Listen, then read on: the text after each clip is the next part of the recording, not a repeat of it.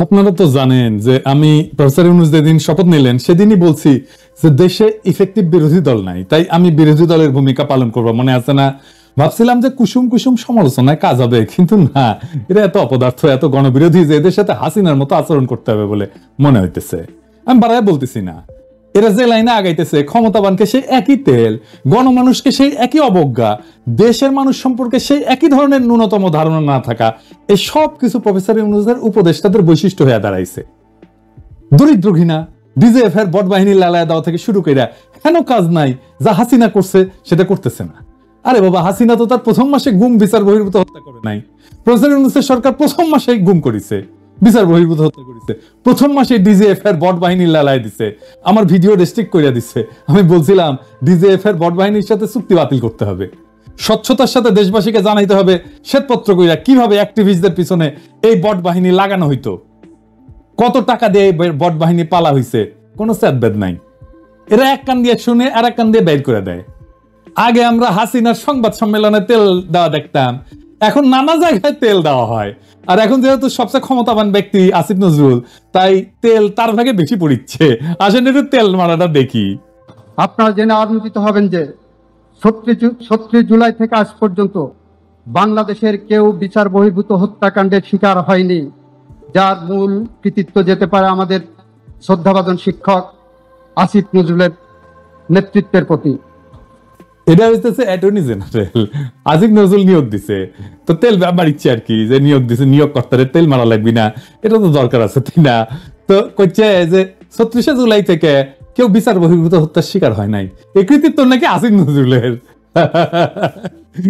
এই যে বক্তিমা হইতেছে, ওই বক্তিমাই কলের সামনে আসিফ নজরুল বসে আছে, সেটা বক্তিমার শুরুতেই কইছে। এটা দেখে দেন এডিটর সাহেব। প্রিয় সুধী, বিচার বিভাগীয় কর্মকর্তাদের উদ্দেশ্যে আয়োজিত বাংলাদেশের মাননীয় প্রধান বিচারপতি মহোদয়ের অভিভাষণ অনুষ্ঠানের এই মহেন্দ্রক্ষণে উপস্থিত বাংলাদেশের মাননীয় প্রধান বিচারপতি ডক্টর সৈয়দ রেফাত আহমেদ, আইন, বিচার ও সংসদ বিষয়ক মন্ত্রণালয়ের মাননীয় উপদেষ্টা জনাব অধ্যাপক ডক্টর আসিফ নজরুল, যিনি আমার শিক্ষক ছিলেন, এখনো আছেন। এই ভিডিওটা ২১শে সেপ্টেম্বরের একটা প্রোগ্রামের নিউজ দেখেন। দেখেন, যৌথ বাহিনীর অভিযানে যুবদল নেতার মৃত্যু হয়েছে না, তো এটা কি বিচার বহির্ভূত হত্যা না? কত তারিখ দেখান তো রেজার সাহেব। গাইবান্ধায় পিটায় মারছে যৌথ বাহিনী দুইজন আওয়ামী লীগের পিটায় মারা যাবে, হ্যাঁ, এটা বিচার বহির্ভূত হত্যা না? তারিখটা দেখান এডিটর সাহেব। রাজশাহী বিশ্ববিদ্যালয়, জাহাঙ্গীরনগর বিশ্ববিদ্যালয় দুইজন ছাত্রলীগকে পিটায় মারা হয়েছে না, এটা বিচার বহির্ভূত হত্যা না? ঢাকা বিশ্ববিদ্যালয়ের তোফাজ্জলকে পিটায় মারা হয়েছে না?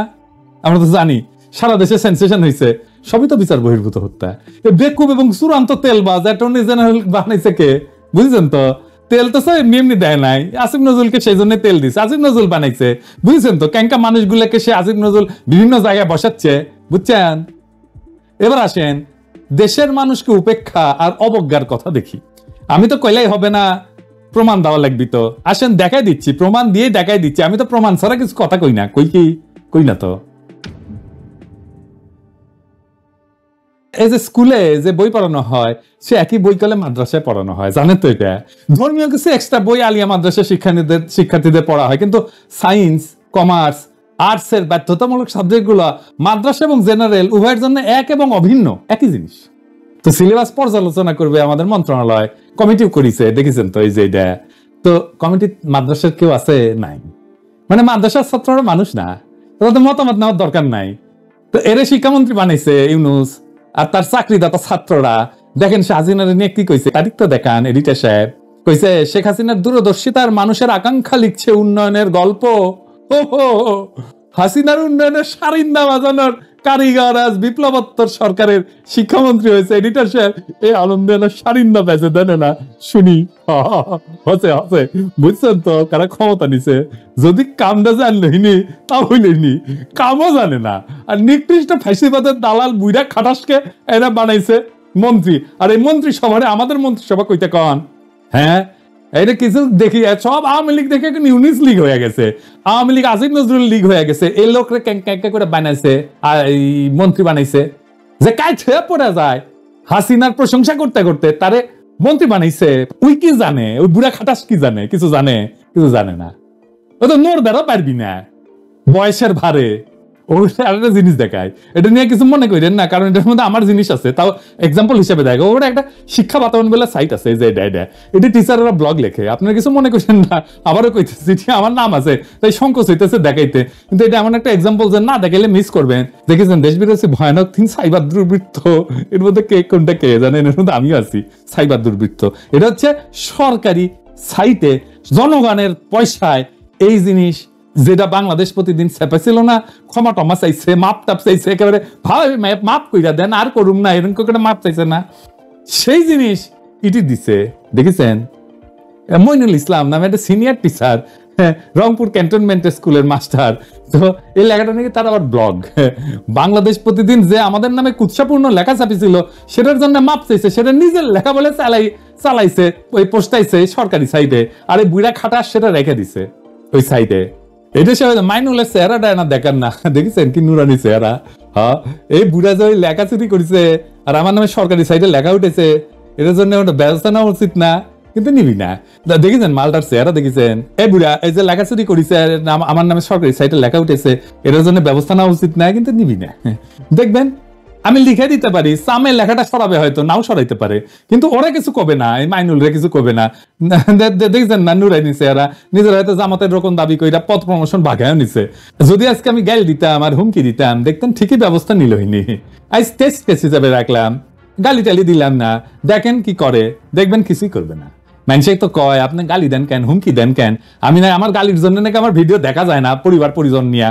তো দেখেছেন তো বাংলাদেশে তো গালি না দিলে কোনো কাজ হয় না, মাইট দিতে হয়, সরস বরস করে মাইট দিবেন, দেখবেন যে ঠিক কাম হয়ে গেছে, বুঝছাও।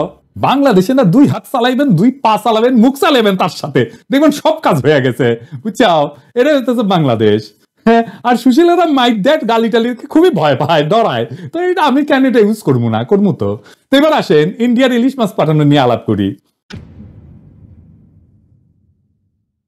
এটা নিয়ে আবারও আগে করছি একটা ভিডিও, কিন্তু আবারও আলাপ করেছি, কারণ এইটাই সরকারের অপদার্থপনা, দেশের মানুষের প্রতি অবজ্ঞা এবং দেশের মানুষের জীবনের কোনো খোঁজ না রাখা, মিথ্যাচার, এই সব কিছুর প্রমাণ।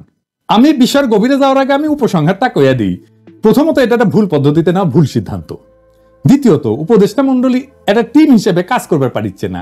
সবচেয়ে খারাপ যেটা হইতেছে, কিছু উপদেষ্টা তার সহকর্মীদের প্রতি ন্যূনতম কোনো রেসপেক্ট, কোনো শ্রদ্ধা নাই। তৃতীয়ত, কোনো সমন্বিত পলিসি নাই, প্রত্যেক মন্ত্রণালয় তার নিজের পলিসিতে চলতেছে, আপনার হাত জগন্নাথ, সব বেড়াছাড়া অবস্থা। 4 নম্বর হইতেছে উপদেষ্টাদের আমাদের লড়াই সংগ্রামের প্রতি কোনো শ্রদ্ধা নাই। 5 নম্বর হইতেছে দেশের মানুষের জীবন, তার সংগ্রাম, প্রবাসীদের সম্পর্কে ন্যূনতম জানা বোঝা নাই। আর ফাইনালি সরকার স্বৈরাচারের মতো আচরণ করতেছে আর ভারতের প্রতি নতজানু নীতি নিতেছে। আমি 5 নাম্বার থেকে শুরু করি। দেখেন উপদেশটা কি কইতেছে পশ্চিম বাংলা বাংলাদেশের গণঅভ্যুত্থানের সমর্থন দিয়েছিল, তাই ইলিশ পাঠাইতেছে। শুনেন আগে যেটা বিবেচনায় এসছে সরকারে, সেটা হচ্ছে যারা এই ইলিশটা চাচ্ছেন তারাও কিন্তু এই বৈষম্য বিরোধী ছাত্র আন্দোলনে ওই পারে থেকে অনেক সমর্থন দিয়েছেন, সেটা আমরা সকলে দেখেছি। এটা হইতেছে প্রফেসর ইউনূসের সুন্দরী কোটার উপদেশটা। আমি কইছিলাম কলে নক করে বসে থাকবে, কথা কবে না, ওই শুনে না। আমি কলে হাসিনাকে কইছিলাম যে নক করে বসে থাকতে, থাকে নাই, ওর মূল্য চুকাইছে পলায়ন কইরা, এক বেফাস কথা কইয়া যে আগুন জ্বালাইছিল, তাতে ওর কপাল পুড়িছিল। আর এই সুন্দরীকে নক করে বসে থাকবার কইছিলাম কারণ ওই জানেই না কিছু, একদম কিছু জানে না, গাঢ়ল একটা মানুষের জীবন, বাংলাদেশের মানুষের কষ্ট, কল্পনা, স্বপ্ন, তার কোনো খবর নাই, অর্থনীতির কোনো খবর নাই, ব্যবসা বাণিজ্য এগুলোর কোনো খবর নাই। ভারতে সে ইলিশ পাঠাইতে দিওয়ানা। খারাপ কথা আর কইলাম না, আর একটা খারাপ কথা মুখে এসে গেছিল। যাই হোক, আচ্ছা আপনারা কি জানেন যে আমরা প্রবাসীরা বাংলাদেশের ইলিশ খাইতে পাই না? জি আমরা ইলিশ খাইতে পাই না, বাংলাদেশের ইলিশ। প্রবাসে ইলিশ রপ্তানির অনুমতি দেয় না। যে দেখেন এই সমস্ত দেশে যে সমস্ত বাংলাদেশি দোকান আছে না, তারা বছরের পর বছর আবেদন করে পায় না ইলিশ আমদানির অনুমতি। আমরা 2 কোটি প্রবাসী মানুষ না, আমাদের ইচ্ছা করেন না দেশের ইলিশ খাইতে, পদ্মার ইলিশ? আর এটা তো আমাদের দেশের স্বাদ রে ভাই, একটা জিনিসই তো খাইতাম, রান্না করতাম আর রাত্রিরে আকুল হইয়া কানতাম। আমরা 2 কোটি প্রবাসী, আমরা না দেশের জিনিস খাই না, ব্যবহার করি না। আগে ওইটা ছুঁই, দেখি, গন্ধ নেই, বই আনলে গন্ধ শুকি, জড়ায় রাখি, মাঝে মাঝে হাতে নিই, দেখি, আর ওই বইয়ের মধ্যে অজান্তে টপ টপ করে পানি পড়ে। দেশের খাবার আনলে আমরা একটু একটু করে খাই, ভয়ে কখন ফুরায় যায়। আমরা কি ইনকাম কম করি কম তো করি না, হাড় ভাঙা পরিশ্রম করে রেমিটেন্স পাঠাই, ওটা দিয়ে আপনাদের ফুটানি হয়, আমাদের রিলিজ দেন না। আমরা মায়ানমারের ইলিশ খাই, তা অখাদ্য, তাহলে একটাই শান্তি, একটু গন্ধ পাই ইলিশের, মনে হয় দেশের গন্ধ। আমাদের জন্য কোনো মোস্তফা সরোয়ার ফারুকী বলে না যে আমাদের প্রবাসীরা একবার খাক, 2 বছরে একবার খাক, খাইতে দেন, তাও দেন, দিচ্ছেন, দেন নাই। লজ্জা লাগে না আপনাদের? ভাত খান ভাতারের আর পীড়িত করেন ভাসুরের লগে। আন্দোলনে সমর্থন দিছিল, আর উপদেষ্টা বলে প্রশংসা করতেছে।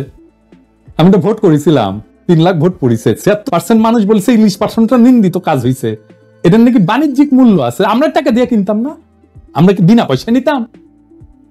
আমাদের তো দিতেছেন না, বছরের পর বছর কেউ খায় না, তাহলে ইন্ডিয়া কেন পাঠাইতেছে? কারণ বিশেষ বিবেচনা, অন্য বিবেচনা আছে, ইন্ডিয়া প্রেম দেবে, ভালোবাসা দেবে তাদেরকে, হ্যাঁ, সেই জন্যে ইন্ডিয়ার পা চাটতে পারবে। হাসিনা যেমন চাটিছিল, এরাও চাটবে। এবার আসেন দেখি যে এটা কেন ভুল পদ্ধতিতে নেওয়া, ভুল সিদ্ধান্ত। এইটা হইতেছে আমাদের পক্ষ থেকে প্রকাশ্য প্রথম পদক্ষেপ ছিল, যেটা হাসিনার অপসারণের পরে ভারতের সাথে এনগেজ হওয়ার চেষ্টা। কিন্তু দেখেন ভারত এই সরকারের সাথে, প্রেসিডেন্ট সরকারের সাথে গুরুত্ব সহকারে এনগেজ হওয়ার কোনো ইঙ্গিত দিছে, দেয় নাই। এই যে জাতিসংঘে মোদির সাথে মিটিং করার পারমিশন চাইছিল, দেখা করছে, দেখা করে নাই। আর অমিত শাহ যেদিন ইলিশ পাঠানোর সিদ্ধান্ত নিছে, সেদিন অমিত শাহ বলছে বাংলাদেশিদের উল্টা করে টাঙ্গায় ঝুলাই রাখবে।